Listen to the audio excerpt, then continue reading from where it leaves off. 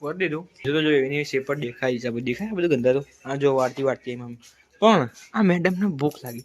હવે એમની ખાલી અંદર રસોડાનું કામ કરી 12 વાગે હું બેઠો કે મેં એમ પાડ્યું મેં કામ કરાય થોડું ઘણું બરાબર. ભૂખ તને ચમ લાગી તો મને લાગી જોવા એ બધા કાલના જેમ તારે પેમેન્ટ કરાવું આ તો મમ્મી જો લઈને આવી બધાય આ તો મમ્મી જો પૈસા લઈને કાલ મમ્મી સોડા પીવા છે ને તો મને ખબર બધી વાત થઈ ગઈ. આભાક મજા આવી આભાક મેં કીધું આભાક હા જા નહીં કેવું હેડ